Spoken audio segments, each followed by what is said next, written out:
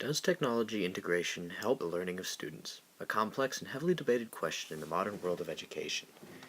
This is a tough question in many ways because the answer is yes, but no.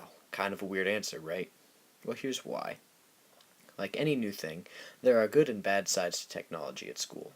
Proper integration of technology can increase student motivation to learn, facilitate higher learning skills, and give students the tools they need to succeed in our technology-rich world today. Notice the use of the word properly.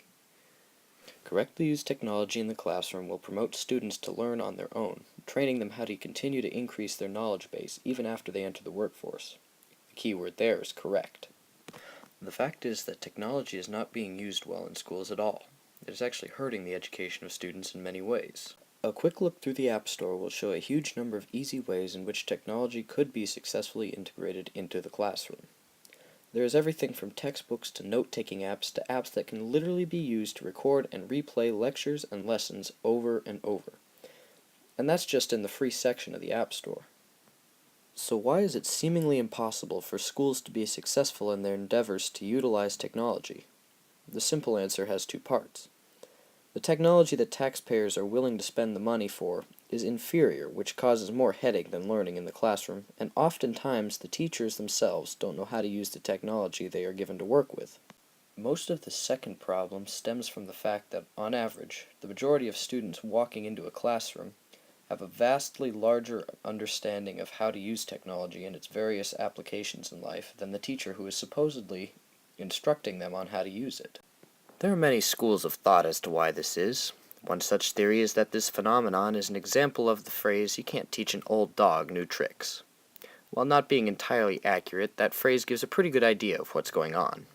Because the students hit a stage which is crucial to brain development, the period where our brains are best at learning, during a period in which computers in their modern form existed already, they were able to absorb almost every little detail of what they were taught about how to use technology and where it can be used best.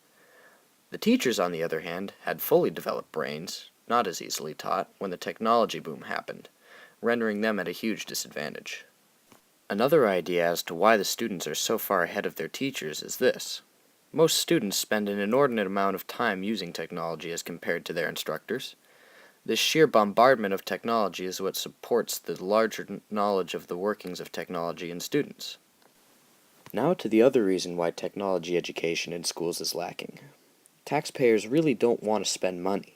Because of this, they generally don't feel a great need to go out and buy the highest-end computer products to stock their computer labs with. The lack of funding provided for technology education makes the situation so that when students do receive technology education, it tends to be taught on machines that are substandard and out of date. When teachers are forced to try and prepare students for the real-life applications of technology with hardware that is lagging behind the standard like this, it really isn't preparing the students for anything. So in summation, the integration of technology into the national curriculum is really hurting students' education instead of the intended goal of helping it, by essentially having the student end up teaching the teacher how to use the out-of-date technology the school provides them with.